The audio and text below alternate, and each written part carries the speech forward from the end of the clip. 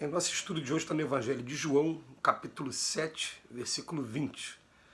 A multidão respondeu: Tens demônio? Quem procura matar-me? E Emmanuel comenta na lição 177 do livro Caminho, Verdade e Vida, Opiniões Convencionais. Não te prendas excessivamente aos juízos da multidão.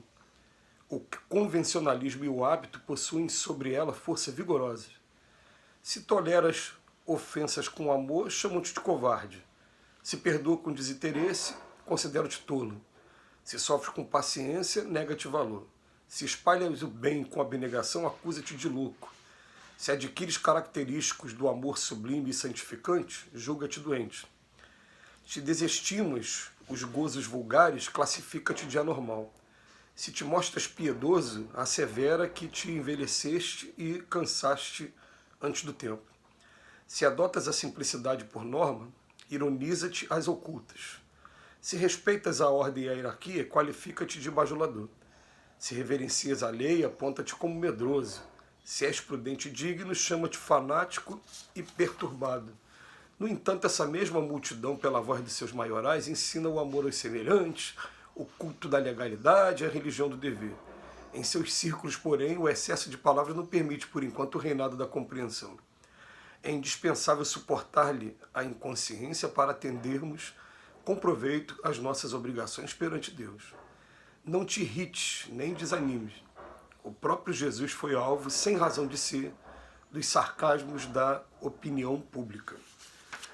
Mais uma vez, Emmanuel chamando a nossa atenção com relação à opinião das pessoas que estão ao nosso redor, que é aquela opinião da maioria, e a maioria não vai compreender, e você nunca vai conseguir agradar todo mundo, não tem jeito. Então ele pega um versículo de João em que acusam Jesus de ter demônio. Se tens demônio, quem procura matar-me? Essas são palavras da multidão para Jesus. Olha só que coisa, né? E o contraste que tem, por exemplo, da conversa de um senador fariseu, que foi Nicodemos, né? O mestre, ele começa chamando de mestre. Olha o reconhecimento inicial de um homem do poder, autoridade da época. Sabemos que você vem da parte de Deus porque você não conseguiria fazer as coisas que tu fazes se não viesse da parte de Deus.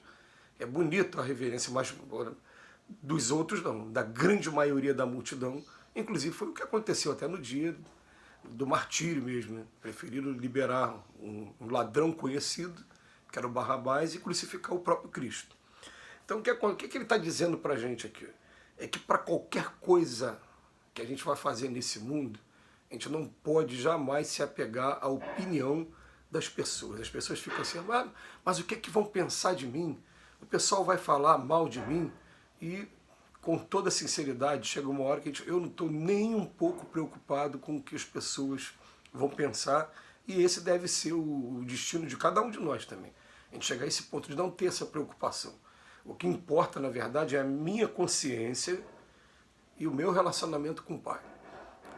Só Ele sabe o esforço que a gente está fazendo, porque esse mundo é tão interessante, né? Para a gente começar a analisar até o que a gente está fazendo aqui, por que a gente está nele. A gente pode fazer 1 milhão de coisas. Aquela coisa que você fez errada, você fica marcado para sempre pela coisa que você fez errada, como se, né, a providência divina não te perdoasse nunca mais. E a gente pega, olha o contraste também, o contraste. Em outra passagem do Evangelho, Jesus explica com propriedade que o reino dos céus é semelhante àquele credor que havia emprestado, vamos adaptar para o dia de hoje, havia prestado uma quantia de 10 mil reais para uma pessoa. Quando chegou perto da pessoa, a pessoa falou, eu não tenho condições de te pagar ainda esse valor, não. Ele falou, não, meu amigo, faz o seguinte, segue teu caminho, você não precisa me pagar mais nada não, que eu tenho sido agraciado também, eu estou bem, você não precisa se preocupar com a devolução desse dinheiro, não. Mas aí ele sai dali, aquele rapaz que estava devendo, faz a curva e encontra um que tinha emprestado 10 reais. Quando ele conta para ele, corre atrás do rapaz, pega o rapaz pelo pescoço, me devolve os 10 reais que você não quer me pagar. Aí ele encontra o credor dos 10 mil. Fala, peraí, cara, é sério isso? Pô? Eu te perdoei agora 10 mil e você está fazendo isso com o pobre do rapaz por causa de 10 reais? Então ele fala com severidade, então volto atrás, a partir de agora eu quero meus 10 mil e com juros. O que ele está querendo dizer para a gente?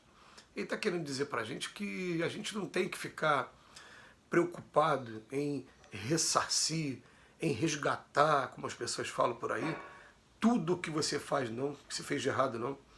O exemplo que eu recebi uma vez foi simples. A pessoa matou mais de 100 pessoas numa encarnação passada, numa experiência passada. Ele vai precisar se resgatar com 100 pessoas? Não. Ele simplesmente vai ter que aprender que matar é errado, ele vai ser provado naquilo e vai realmente mostrar que ele aprendeu que aquilo é errado e que não vai fazer aquilo nunca mais. A partir daquilo ali, ele vai passar, sim, algumas restrições, algumas expiações, né, que sempre passa ainda decorrente dessa violação da lei de Deus, mas daqui a pouco a consciência dele vai estar tranquila e diz no Evangelho, gente, qual é a pessoa que não ficaria feliz, né, de pagar a 10ª parte, a 100ª parte do que deve e ficar quite com a lei? Todo mundo queria fazer isso. É isso que está acontecendo com as dificuldades que o Pai manda para a gente. Mas aqui na Terra não. Aqui na Terra a gente às vezes fica marcado por um comportamento. E é interessante, assim, até para estudar os grandes vultos, as pessoas fazem questão de dizer, por exemplo, Santo Agostinho. Nós temos uma admiração grande por esse espírito, Santo Agostinho. Por sua história lá na destruição de Roma, ter evitado que as mulheres e as crianças morressem na guerra. Ele foi destemido na direção dos generais visigodos, pedir compreensão, pedir que poupasse mulheres e crianças e as igrejas. E tem uma história maravilhosa. Mas os biógrafos insistem em dizer que, na primeira fase da infância dele, ele viveu uma vida de muita sensualidade. Foi. A gente não trabalhou esse conceito um dia desse, num estudo desse. Existe um montão de ex. Todo mundo que está à frente da religião é ex, realmente, todo mundo é ex. Maria Madalena é ex, Pedro é ex, Tomé é ex. Todos eles, todo mundo é ex. Todo mundo fazia alguma coisa que era contrária à lei de Deus. Quando conheceu a lei, começou a modificar o seu comportamento. Paulo era ex, todo mundo era ex. Mesma coisa que se fala de Francisco de Assis, né? Aquele momento que ele teve aquele insight mesmo e de repente foi uma consciência tão grande que ele saiu de casa, vendeu o que tinha dos pais dele, não quis mais saber daquilo ali e foi para uma vida completamente contrária, lá ajudar os mais necessitados. É assim. Agora você imagina só se as pessoas olhassem para o Santo Agostinho desde o início e falassem assim, mas ele era o namorador, o galanteador, e ele interrompesse o trabalho dele e falar, sou mesmo, não sou digno de fazer. Gente, olha a grandiosidade desse espírito. E olha como é que ele virou a página. Olha, já peguei esses dois exemplos, ficar só nesses dois exemplos para não expor mais ninguém, porque eles não se importam de ser expostos, né? O Francisco de Assis, a mesma coisa. Eles não se importaram com a coisa da multidão, porque a multidão vai fazer isso. Você atura as ofensas, o pessoal te chama de covarde. Perdoa, vão falar que você é tolo. Tem paciência, não vale a pena. E não chama não, porque esse cara não vai resolver o problema não. Ele é coração mole, né? Se você está nos gozos vulgares é anormal. Se você é piedoso, envelheceu. Está aqui uma lista aqui de coisas que ele fala, respeito à ordem e à hierarquia, eu sou o bajulador.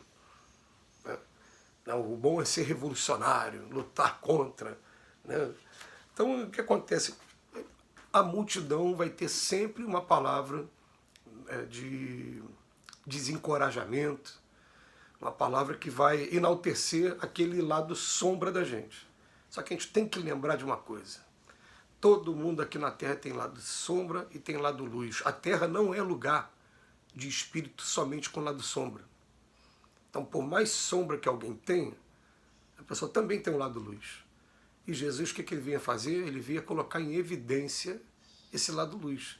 Trabalhando esse lado luz, o lado sombra vai ficando de lado, não vai sendo utilizado tanto. Então vamos guardar isso, né? Vamos guardar que a passagem maravilhosa num dos evangelhos que não foram canonizados é aquela de Jesus passar por um cachorro morto e os discípulos olharem com nojo e ele fala, olha que arcada dentária linda. Ele, no meio de um animal em decomposição, o corpo do animal, né? O animal, o princípio inteligente, já não estava mais ali. Mas ele está olhando para aquilo ali e fala, olha, a arcada está buscando tudo que tem bonito, melhor nas pessoas. Aí sim, você vai encontrar uma, duas pessoas que vão te aprender a te respeitar, te tolerar, sabendo o que você é de verdade, e e você vai seguir o teu caminho, porque aí é o que é o caminho certo. Que Jesus nos abençoe hoje e sempre.